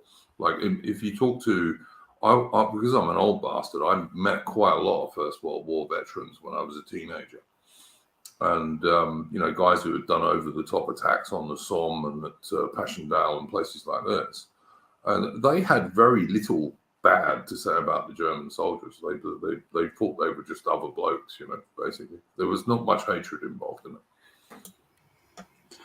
I mean, their culture's pretty similar. They look pretty similar. Their language isn't that different. It's just so much. Yep. Very true. Very true. Very, very, very true. Very Germans true. I've met in my life, I've generally found them very easy to talk to. I mean, they often speak good English, so that helps. But just quite easy to converse with them. We've got history to talk about, if nothing else. Yeah, I mean, look, there were regiments in the First World War. There were German regiments in the First World War that were fighting against British regiments, and both of them had Waterloo on their collars because, of course, we were allies in 1815 against Napoleon. Was it one? Yeah, it's not. Sorry. Yeah, it's not about. I mean, you get parts of Germany, like northern Germany, like what's called Niedersachsen, where the Anglo-Saxons came from, which Germans, I mean, even back at that point, we were still mindful of our roots. So your average Northern German and your average Englishman, they still had a keen sense of, okay, we're similar peoples. Like, we have the same roots. Our languages are like very similar, even if we can't really understand each other without learning each other, and so on. So it's like, I mean, I think, what is it? They shall not grow old, or they shall never grow old. like the Germans, in like quoted in that film, I just quoted as saying, "Oh yeah, they think of the English as like Anglo-Saxons, like they think of us as essentially just brothers pitted against them, fighting over us, supporting France when we should be on their side, not fighting against them." Well, So- it's an interesting thing that Joseph Chamberlain, who was the guy who was very much in favour of tariff reform, which Horace, you'll remember we did a stream about on your channel, trying to make the British Empire into something real politically. It was the essential first step, basically. You had to have some sort of protectionism, just like the Americans and the Germans and the French and everybody else already had at that stage. And unfortunately, it failed in the early years of the 20th century. But Joseph Chamberlain was also fully in favour of an Anglo-German alliance, which, as Mitch was just saying, probably from Britain's point of view, would have been a better deal. But, you know. I read a book a few years ago from the Institute for Historical Review, Mark Webber and all that.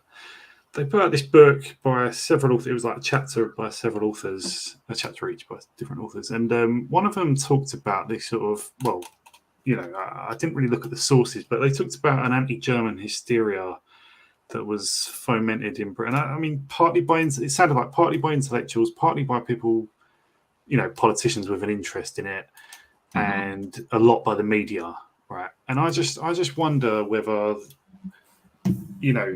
the deterring of an Anglo-German alliance. When was that? Sort of early 20th century, the first few years, was it, of the 20th century?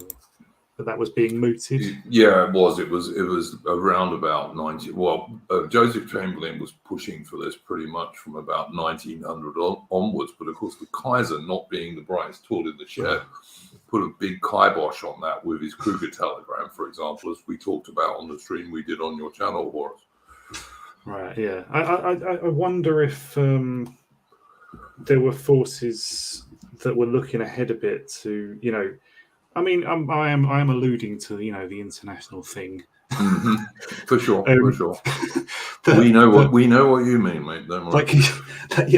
There always seem to be efforts to prevent what would be potentially an amazing. Like, imagine if there would ever been an alliance of France, Britain, Germany, and Russia.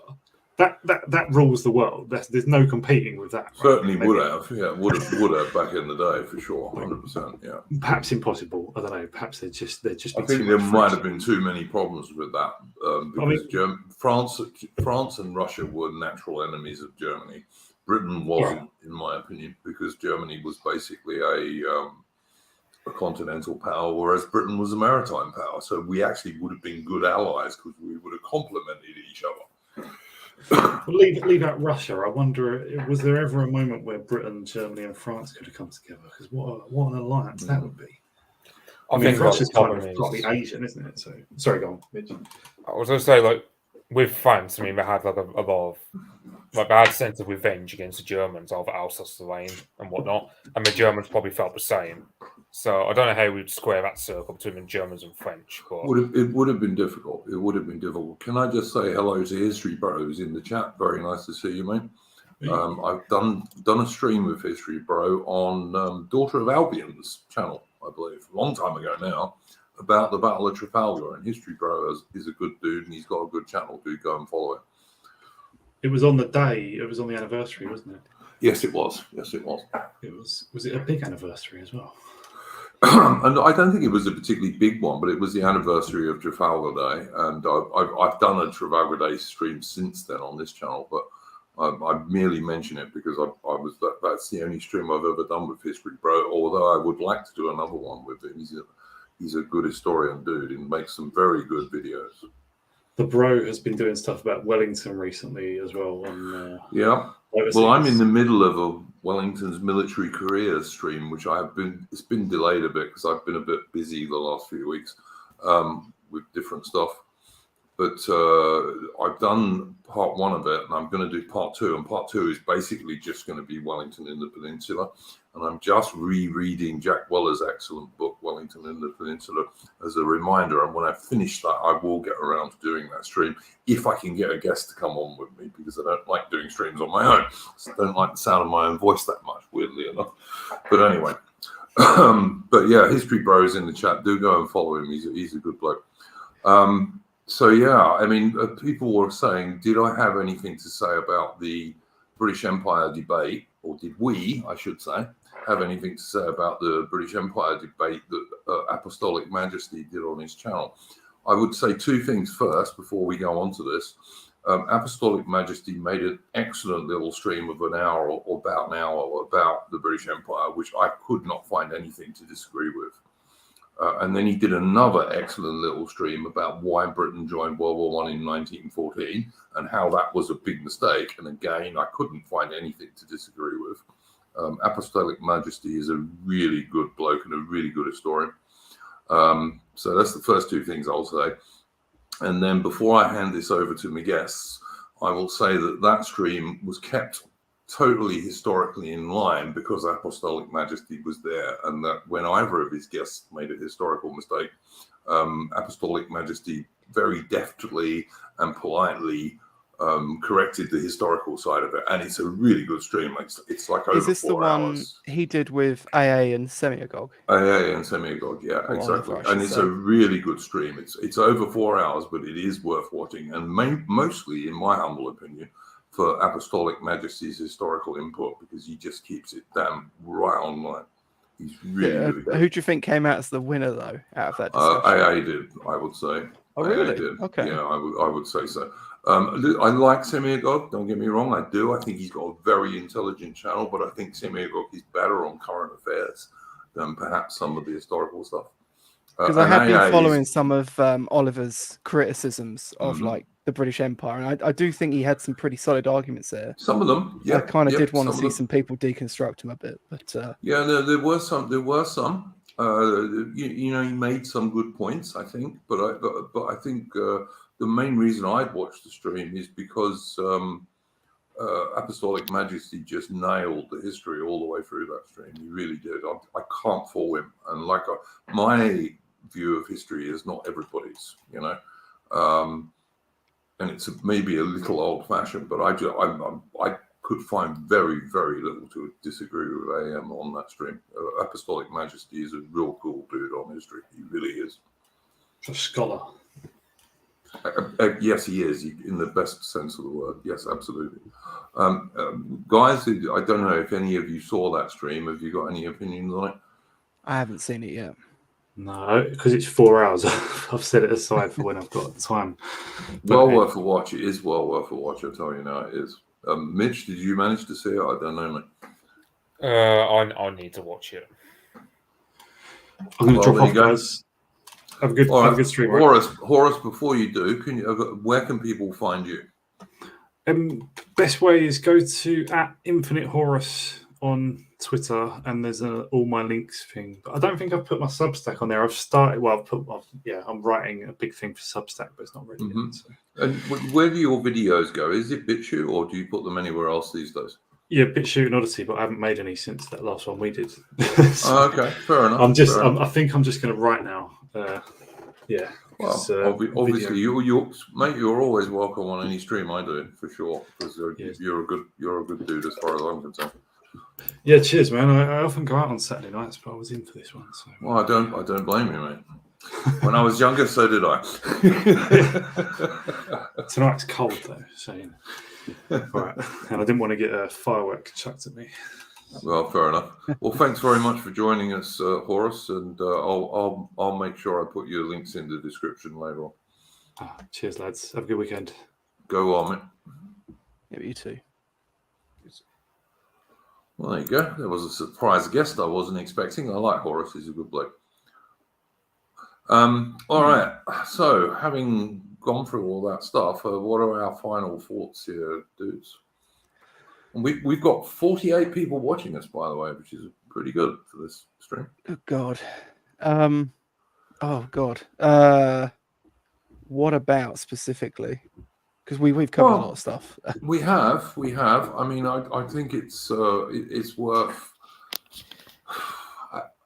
I don't know. Probably we've covered most of it. I mean, because like I said, on the one hand, I wanted to get across this ancestor worship story because I don't think the ancestors we worship, in terms of the actual fighting men, bad people to worship at all. They were patriots. They were nationalists, and they were mostly, they would be considered right wing today, without a doubt, the vast majority of them. And they were just good, brave blokes. You know, many of them were family men, and you know, they were good people.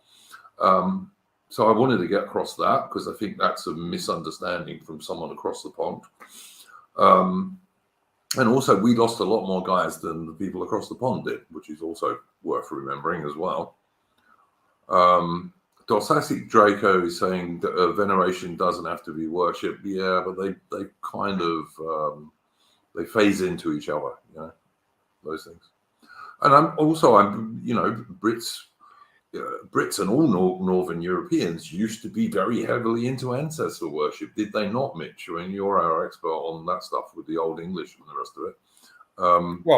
It's like, I mean, I did say like the other week, tattoos were one way that Anglo-Saxons used to do it. Was every time, like, let's say you were a young man and your father just died, you'd get a tattoo to commemorate him, because he might have been a good warrior in his time.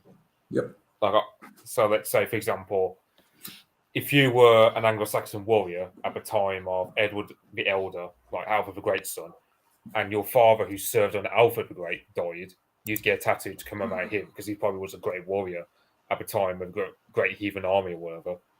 So that would be one way. So, but to be fair, I mean, and like worshipping one's forebears was always like, I can't speak for like, let's say ancient Rome or ancient Greece, but in ancient Germanic societies, they absolutely used to too, Mitch. You know, like the Romans used to keep death masks of all their ancestors in the entrance to their house. Yeah, Northern Europeans will use burial mounds. Like you can go to Denmark, or Sweden, or parts of Britain, or parts of Ireland.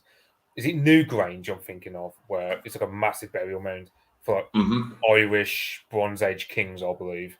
You can also go over to Scandinavia, where you can find like Bronze Age kings buried in like special burial mounds, and I'm pretty sure you can find some in the UK, but I can't think of any from the top of my head. Like the Sun Hu burial, for example, the ship burial.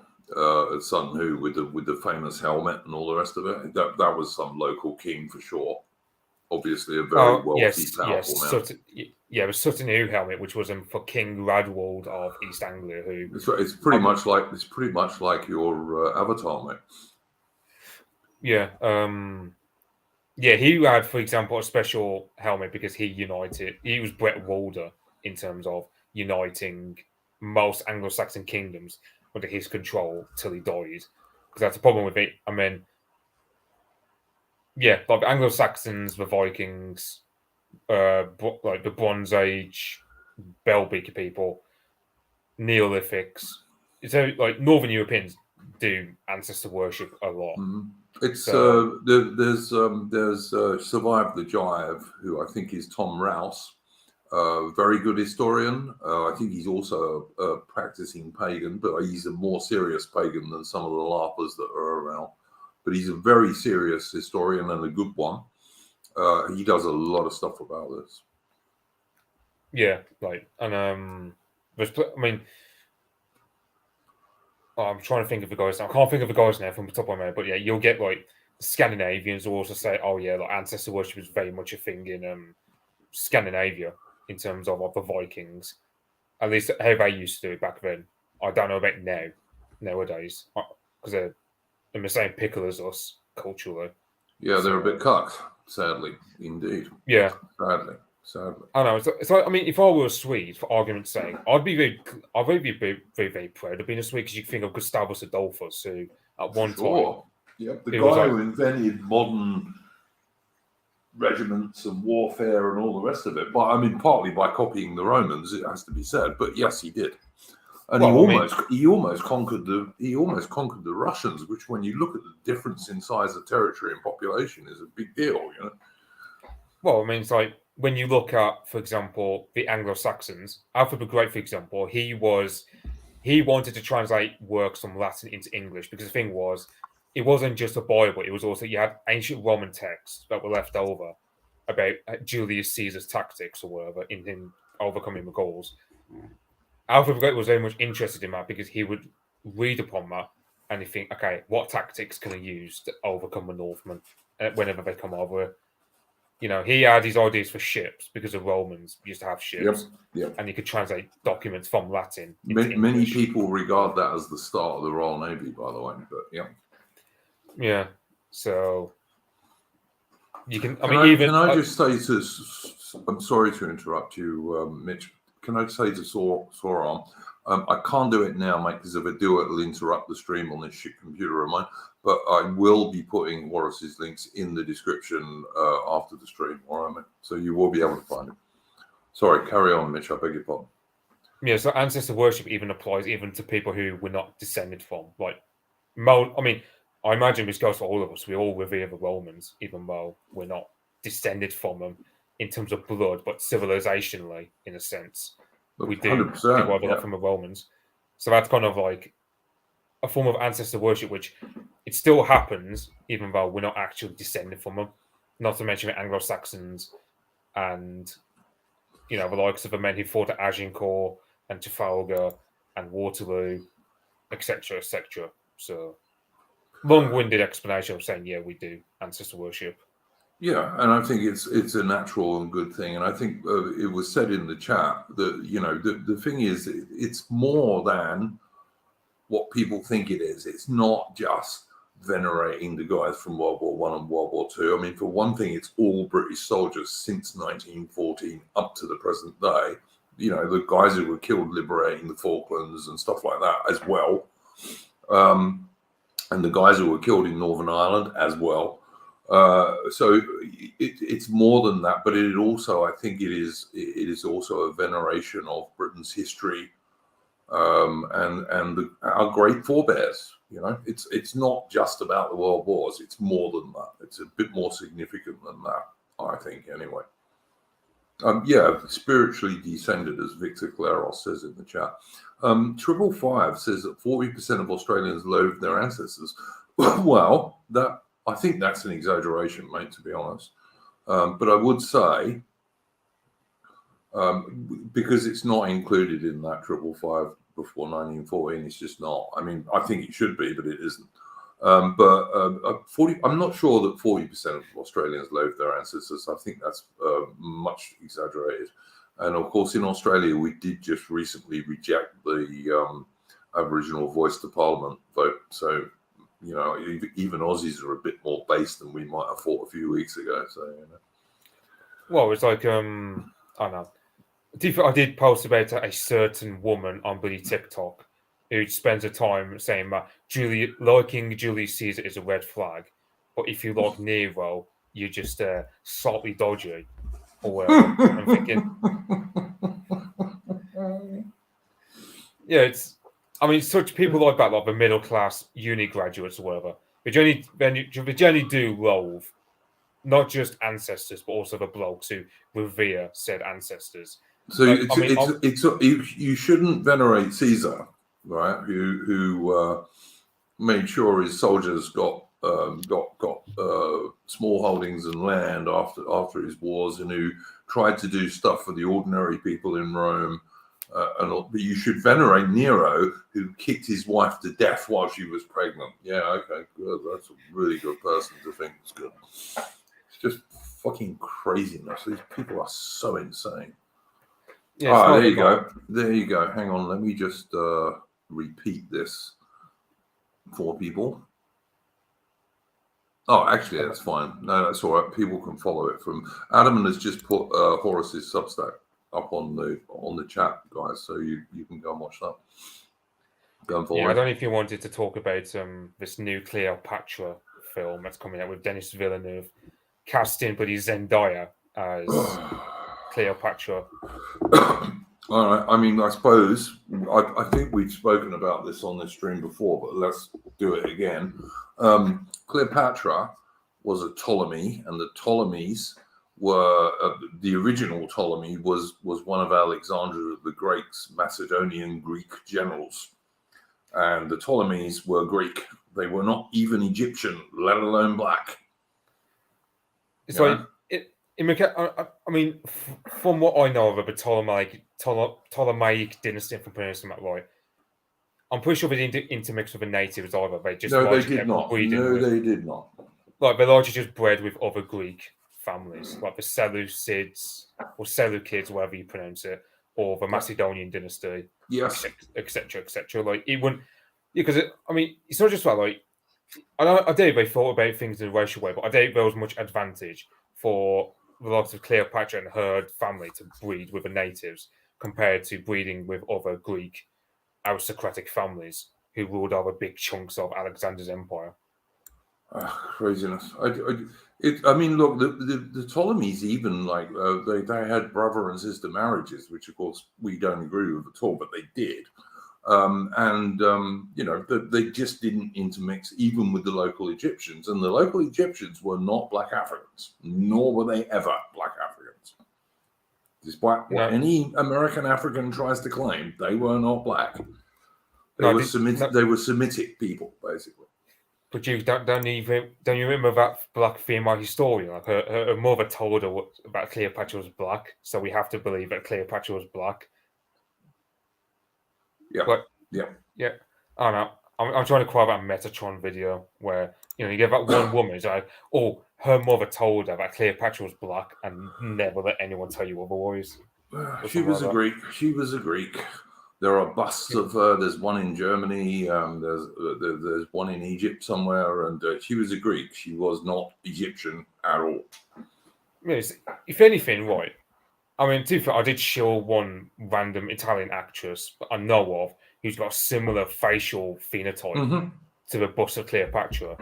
I don't know why they don't just hire her, but Zendaya is she's just shilled in every single film I see these days. Whenever you see a film these days, and we have to have some sort of female beauty standard, it's always the same woman because she happens to be mixed race, and I don't understand why people shill her so much. Yeah, it's a true story. It's just nonsense, Mitch. Adam, what's your take on some of this stuff, mate? I'm not really sure. Yeah, Mitch has pretty much covered it all. So. Yep, fair enough. I think that's true. I mean, did you have any final takes on our Armistice Day and Remembrance Day stuff, which is really, of course, Sunday is the big stuff for Britain when you have all the parades and all the rest of it. Yeah. Yeah. I don't know what they're going to be doing in London if the Palestinian people are coming back, or if the counter protesters are coming back, or what's going on. But yeah, I think it's good advice to go and do it locally. I always if go you down can, to one in my village. Yes. Yeah, if you can, 100% so. I totally agree. And I mean, I used to when I was married in England, my wife's grandfather was served on HMS Warspite, the Royal Navy battleship in World War II. Very famous Royal Navy battleship as well. She got the longest hit in the whole of history of the world of one battleship on another against an Italian ship in the Mediterranean in World War II. And he was buried in the local churchyard where we got married, and we used to go and put a little poppy on his grave every 11th of November. And that was just a very personal story. I mean, that's part of the reason why my son's in the Royal Navy is because my wife came from a Royal Navy family, so Yeah, and the thing is, I mean, if you're like a younger person, for example, and you kind of feel a bit disconnected from it, just go down there and just read the names. Just have a look. I mean, I'm not saying you're going to find people from your family, but it really does like humanize those people in a way. And they're all good British names. You won't find any of these names that people are supposedly claim are British these days. They're all your traditional Smiths and Jones and Browns and all the rest of these names that are traditional British names. Yeah, absolutely. Totally agree with that, mate. Totally agree with that. All right, unless anyone's got anything else they want to say, anything you dudes would like to shill? No, nothing from me. Mitch? Nothing from me either. Well, Mitch has got a Twitter you can follow, but I'll put links to Horus and AI in the stream later on. Adam, are you still doing stuff on your Bowden Bomber channel at all on YouTube? Not at the moment, but I will be. All right. Well, then there's Bowden Bomber as well. I'll stick that in the description later on, although it will be later on because I'm going to go to sleep after this stream because I've been awake most of the night. So it's only just 10:09 in the morning here down under. Thank you very much, Mitch. Thank you very much, Adam. And as always, I'm going to play us out of a tune, and hopefully this will be a suitable one for Remembrance Day.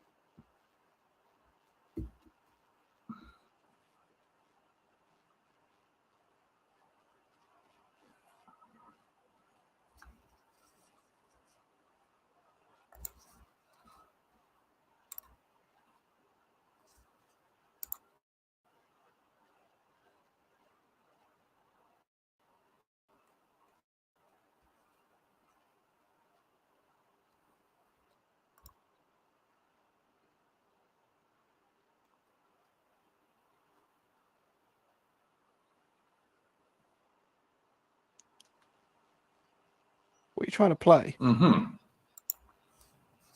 I have no idea why that didn't work, guys. I'm going to try it once more because it's not a very long tune. Oh, for God's sake, if I can find it, then. There we go. Let me try that again. Don't know why that did not play. Let me see.